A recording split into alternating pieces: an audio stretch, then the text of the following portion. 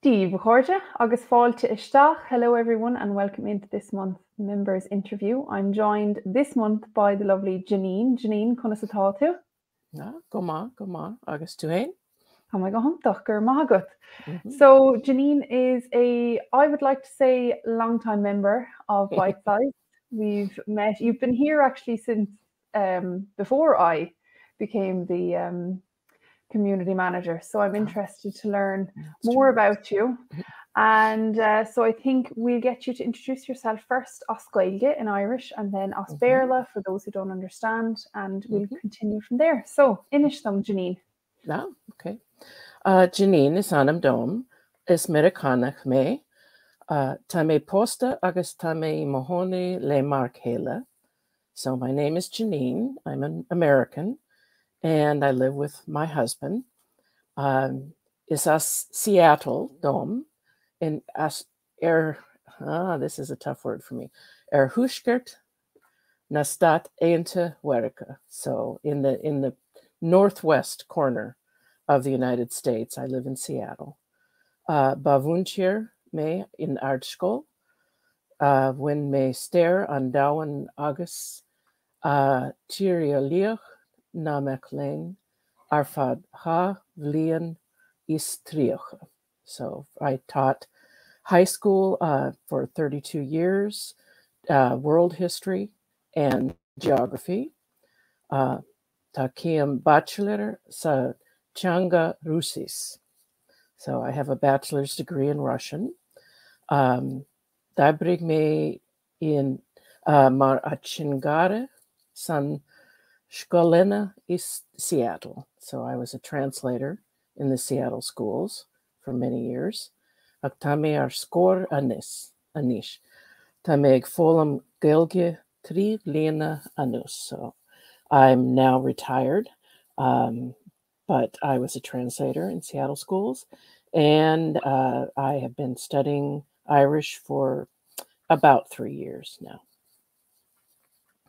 Anna Varfad, Gurmina Magat. Well done. So yeah, we got a little background, and I'm interested to learn more. So I suppose the natural question with these interviews is, how did Irish come into your life? Where did it start? When? How? Give me all the juicy details. Well, my family on both sides are from Ireland, and probably Scotland via Northern Ireland at one point. And so there's family interest right there. And I love learning languages, and I retired just as lockdown came in. So, you know, it's as many of us in the world looking for ways to fill time and hobbies, and also being retired, how to keep my mind working a bit. So as many have said before, I looked for a way to study Irish. Started with Duolingo, got a little tired of talking about the lion eating the clothing, or some rather bizarre sentences in there, and also just wanted a more full experience. So stumbled upon Bite Size Irish through some searches, and here I am. Anna Varfad, yeah. It's, as you said, a lot of people have really benefited from lockdown in many ways, and not just with Irish learning, but with many languages, I'd say as well. And yeah, you didn't really have a choice but to apply yourself a little bit harder than maybe you would have on a normal day. And you've made great progress in 3 years. I myself thought you might have started even earlier than 3 years ago. So Mahu, well done. And I suppose the next question would be, how are you finding it? I know you said you have Russian. Do you have any other languages? How has it been for you in comparison? Or, yeah. Well, I had French in high school, as many Americans, but that was 100 years ago or so. Now the grammar is not as challenging to me as it might be to some, because there are a lot of parallels. And you, as a German scholar, know about cases and declensions and all of those things. And so you don't, Russian is similar in many ways. People get worried about the alphabet, but once you get past that, you have genitive and dative and vocative and all of these cases, and you're not surprised when things change. You know, words change their spellings and their pronunciations and such. So that hasn't been the biggest challenge to me. I think as one gets older, we will all find your memory starts to fluctuate. And so retaining vocabulary is a struggle sometimes. And I remember from my days of learning Russian in the 70s and 80s that learning grammar in university was helpful for a basis, but it really made a difference to be in a Russian-speaking environment, as I was with my future husband, and in Seattle, and just absorbing the language, just sponging it up. And that, I think, is the biggest struggle for me, is understanding the spoken language. I like to hear the grammar side suits you.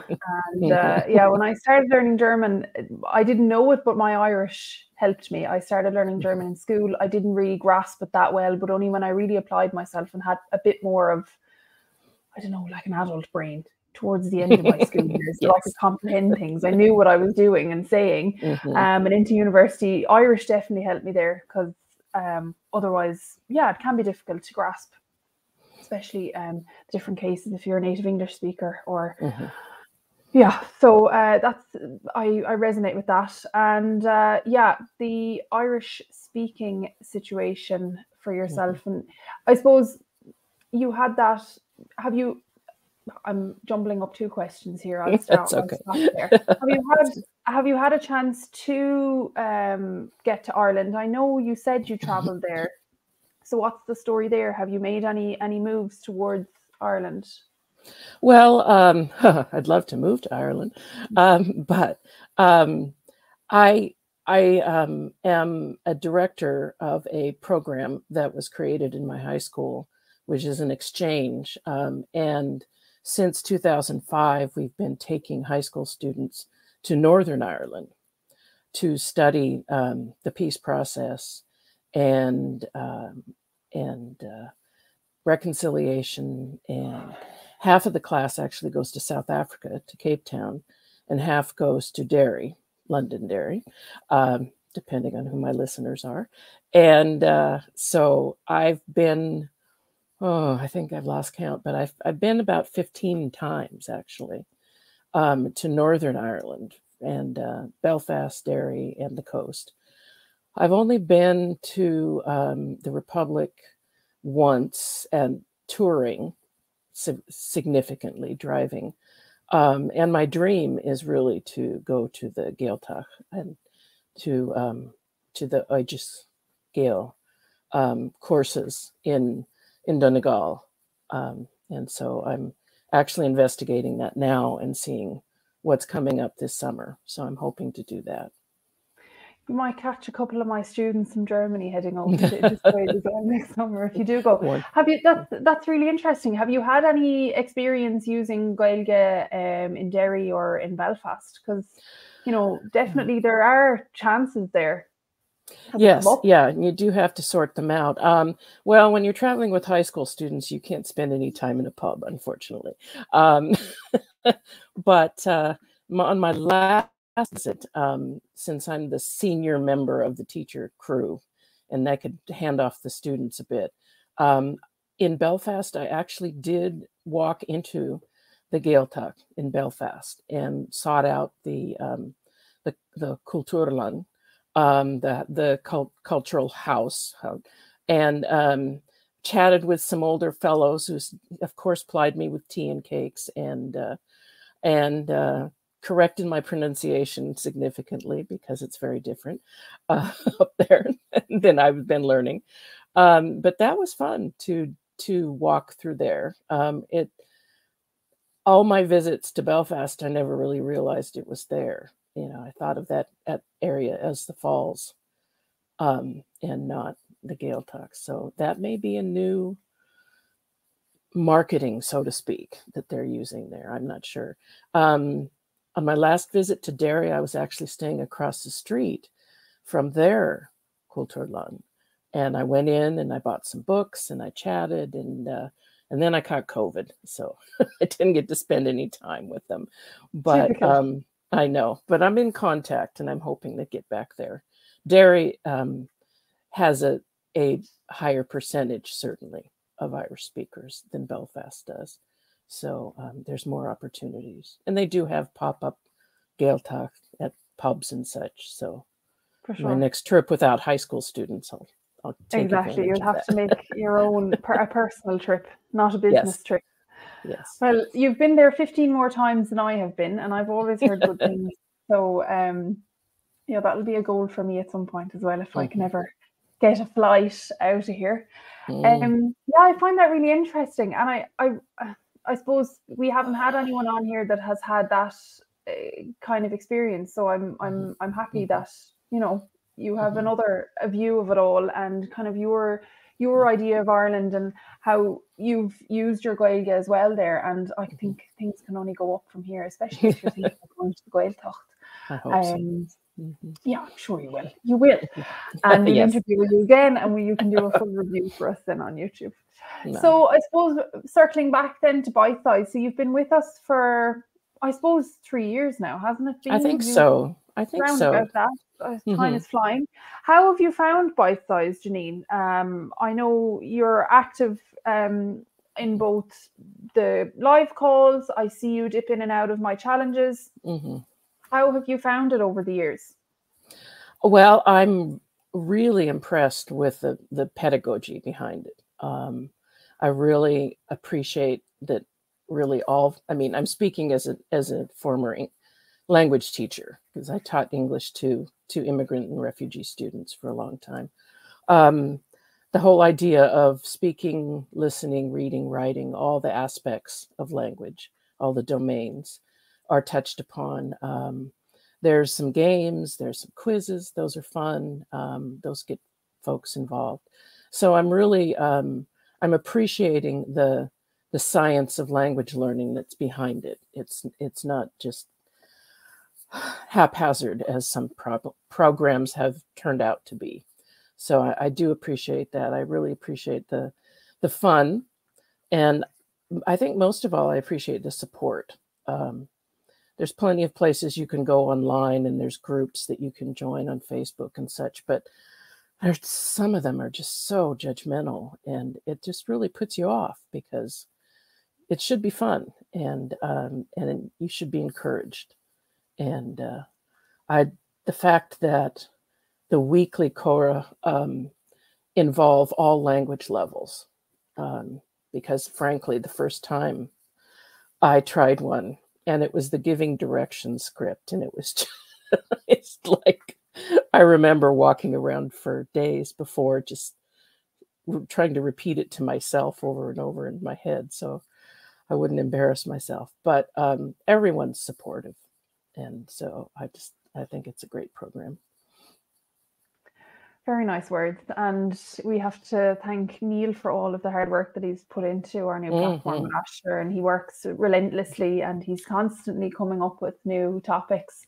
So everything that gets released, we know what's coming in 3 months' time, and he's always working on it. So I agree. I think you need the mix. You need all aspects of it, and especially people don't get to hear it. This is the thing. And online learning is great because you can do it from anywhere, but the other thing is, if you're not listening to the language, that's the major problem. And speaking it, that's the second part. People are always looking for the opportunity to speak it, and of course, if you're not there for a pop-up Gaeltacht in the pub, or if you're not in a Gaeltacht area yourself, and even if you can't make the calls every week, even as you said, repeating it to yourself over and over again, I think that's really important. And people forget that you can do that. Talking to yourself does work when you're when you're trying to say things out loud. I'm a big fan of it, and Yeah, talking to yourself in the mirror if you've no one to practice with.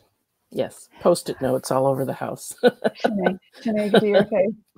So my last question for you then, Janine, do you have any, this might be, I'll put you on the spot now, but do you have any advice for a learner? Someone who's dipping in and out of it or considering it, or someone that has other languages, maybe a Russian. Do you have any wise words?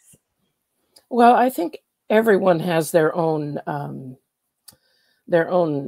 approach and their own strength. I tend to feel more comfortable with taking a text and breaking it down and writing all over it and translating it and all that. That's my go-to. That's my comfort zone.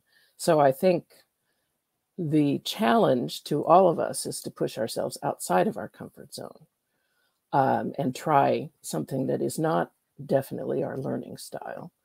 So if someone is more likely to learn from listening, for example, then push themselves to do some reading and writing. Or in my case, I'm more comfortable with the reading and writing, so I would like to push myself to do more listening, comprehension, and speaking.